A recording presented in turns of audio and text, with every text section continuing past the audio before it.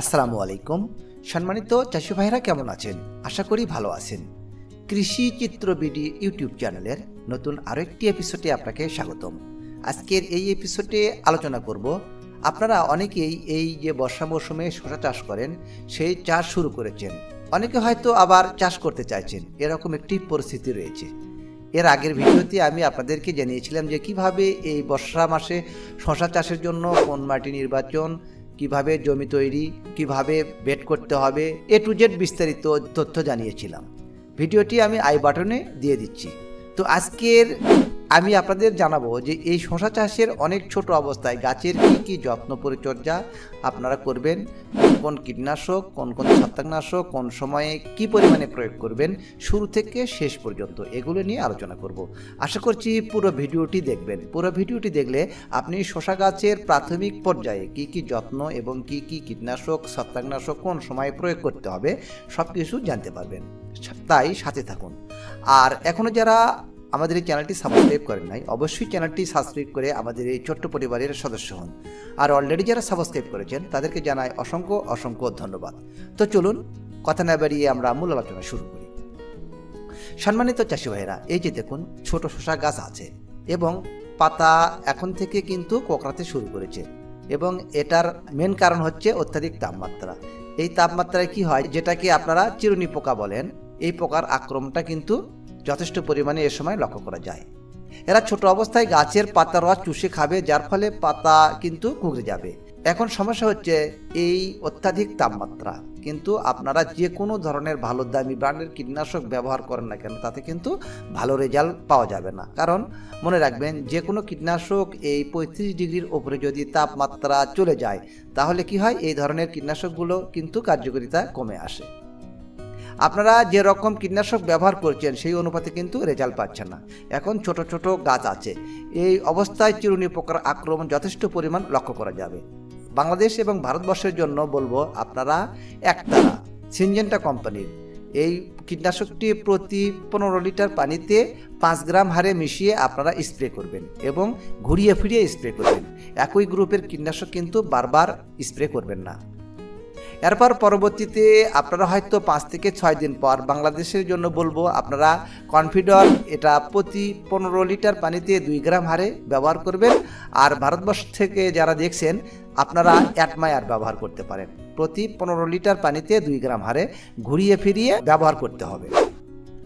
অথবা ভারতবর্ষ এবং বাংলাদেশের জন্য আপনারা যদি এই ওষুধটি না পান, তাহলে আপনাদের জন্য বলবো, আপনারা টাপগড় প্রতি লিটার পানিতে 2 ml, এর সাথে এসাটাপ প্রতি 15 লিটার পানিতে 25 গ্রাম, এই দুটো একসাথে মিশিয়ে এরকম 5 থেকে 7 দিন অন্তর অন্তর আপনারা স্প্রে করে যাবেন। তাহলে এই ধরনের যে বিভিন্ন ধরনের শোষক পোকাগুলো আছে, এগুলোর আক্রমণ থেকে আপনারা থামিয়ে রাখতে পারবেন।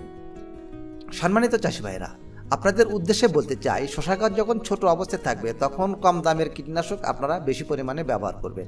বেশি দামি কীটনাশকের দিকে যাওয়ার কোনো প্রয়োজন নেই। তারপরেও যদি সমস্যা আরও বেড়ে যায় ছোট অবস্থা থেকেই, তাহলে সেক্ষেত্রে আপনারা ভলিউম ফ্ল্যাক্সি এটি প্রতি লিটার পানিতে আপনারা 1 গ্রাম হারে ব্যবহার করতে পারেন। এটা ভারত এবং বাংলাদেশ উভয় জায়গাতে পাওয়া যায়। এরপরে এই ছোট ছোট গাছে কিন্তু এ সময় প্রচুর পরিমাণে সাদামাছির আক্রমণ লক্ষ্য করা যাবে। যদি সাদামাছির আক্রমণ বেশি পরিমাণে থাকে, তাহলে এই গাছে কি হবে, কিছুদিন পরে আপনার মোজাইক ভাইরাস লক্ষণ দেখা দিতে পারে এবং এই ভাইরাসটা দ্রুততার সাথে পুরো জমিতে ছড়িয়ে পড়বে। তখন কিন্তু কোনো ধরনের কীটনাশক দিয়ে ঠিক করাটা অসম্ভব ব্যাপার হয়ে পড়বে এবং ফলনে আপনি কিন্তু মার খাবেন। তাহলে ছোট অবস্থা থেকে আপনাকে সাদামাছিকে নিয়ন্ত্রণ করার চেষ্টা করতে হবে। কিন্তু এই যে বললাম, সমস্যা তাপমাত্রা যদি অত্যাধিক থাকে, তাহলে কিন্তু সাদামাছির জন্য যে কোনো কীটনাশক আপনি ব্যবহার করেন না কেন, সেইভাবে কিন্তু রেজাল্ট পাবেন না। এই সাদামাছিকে কন্ট্রোলে রাখার জন্য ছোট গাছে আপনারা বাংলাদেশ থেকে যারা দেখছেন, আপনারা ইউনিস্টার এটা প্রতি লিটার পানিতে 1 মিলি হারে ব্যবহার করবেন। আর ভারতবর্ষ থেকে যারা দেখছেন, আপনারা পেগাসাস প্রতি 15 লিটার পানির জন্য 12 গ্রাম হারে ব্যবহার করবেন এবং এগুলো 5 থেকে 7 দিন অন্তর আপনাদের কিন্তু ব্যবহার করে যেতে হবে। তাহলে সাদামাছির আক্রমণটা অনেক কম হবে। যদিও হাতের কাছে না থাকে, তাহলে বাংলাদেশের জন্য বলবো, আপনারা তুন্দ্রা এটা প্রতি লিটার পানিতে 1 গ্রাম হারে স্প্রে করতে পারবেন। ঘুরিয়ে ফিরিয়ে স্প্রে করে যাবেন মোটামুটি 3-4 দিন অন্তর অন্তর, তাহলে এই সাদামাছিকে আপনারা অনেকটাই কন্ট্রোলে রাখতে পারবেন। সম্মানিত চাষি ভাইরা, এ সময় আরেকটা সমস্যা আসবে, লেদা পোকার আক্রমণ। আর এই লেদা পোকাটা পাতাগুলো খুবলে খুবলে খাবে এবং পাশাপাশি পাম্পকিন বিটলেরও আক্রমণ কিন্তু প্রচুর পরিমাণে লক্ষ্য করা যাবে। বাংলাদেশের জন্য বলবো, আপনারা দমদমা এই কীটনাশকটি আপনারা প্রতি লিটার পানিতে 2 ml হারে মিশিয়ে স্প্রে করবেন। আর ভারতবর্ষের জন্য বলবো, আপনারা প্রোটেক্ট সুপার এই কীটনাশকটি প্রতি লিটার পানির জন্য 1.5 থেকে 2 মিলি হারে মিশিয়ে আপনারা ব্যবহার করবেন, খুব সুন্দর একটা রেজাল্ট পাবেন। এছাড়া বাংলাদেশের জন্য বলবো, সাসপেন্ড প্রতি লিটার পানিতে 1 গ্রাম হারে ব্যবহার করবেন এবং ভারতবর্ষের জন্য বলবো, ক্লোকেম প্রতি 15 লিটার পানিতে 10 গ্রাম হারে মিশিয়ে স্প্রে করবেন, খুব সুন্দর একটা রেজাল্ট পাবেন। শশা গাছ যেহেতু এই সময় ছোট অবস্থা আছে এবং এটার গ্রোথ স্টেজ, তাহলে আপনাকে চেষ্টা করতে হবে যাতে গ্রোথটা বজায় থাকে, গাছের বাড়ান্তটা যাতে বজায় থাকে। এজন্য আপনাকে পিজিআর প্রতি 7 থেকে 10 দিন অন্তর অন্তর ব্যবহার করতে হবে, কারণ শশা গাছ খুব তাড়াতাড়ি নষ্ট হয়ে যায়। আপনাকে প্রথম থেকে যত্ন পরিচর্যাগুলো কিন্তু নিতেই হবে। বাংলাদেশ এবং ভারতবর্ষের জন্য বলবো, আপনারা মিরাকুলান এটা প্রতি লিটার পানিতে 2 মিলি হারে মিশিয়ে স্প্রে করবেন, খুব সুন্দর একটা রেজাল্ট পাবেন। সম্মানিত চাষি ভাইয়েরা, এখন যেহেতু অতিরিক্ত তাপমাত্রা রয়েছে এবং আপনার শশা গাছে যে সমস্ত কীটনাশকগুলো ব্যবহার করবেন, এগুলো কিন্তু অতি অবশ্য বিকাল 4টার পরে আপনারা গাছে ব্যবহার করবেন, তবেই ভালো রেজাল্ট পাবেন, নইলে কিন্তু ভালো রেজাল্ট পাওয়া যাবে না। এরপর আসে ছত্রাক ঘটিত সমস্যাগুলোতে।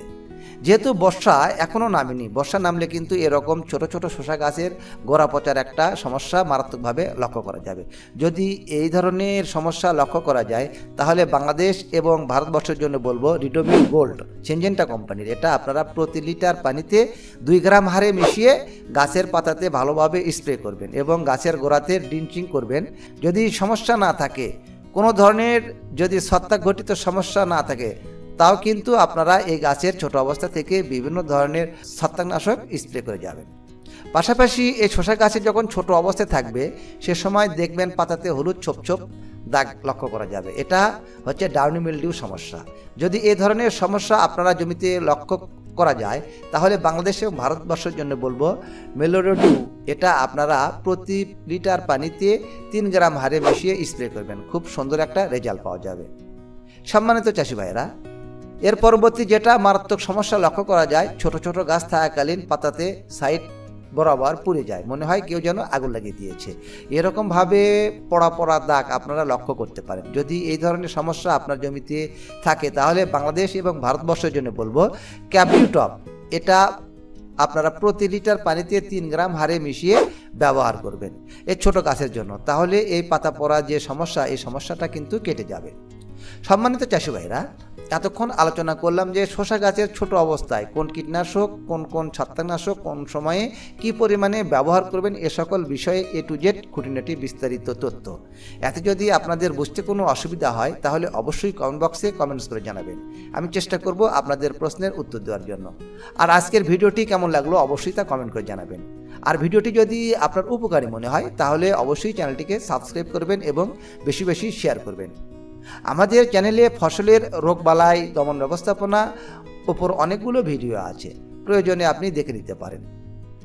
আজকের ভিডিও এই পর্যন্তই, কথা হবে পরবর্তী অন্য কোনো নতুন এক এপিসোডে। সে পর্যন্ত সবাই ভালো থাকবেন, আল্লাহ হাফেজ।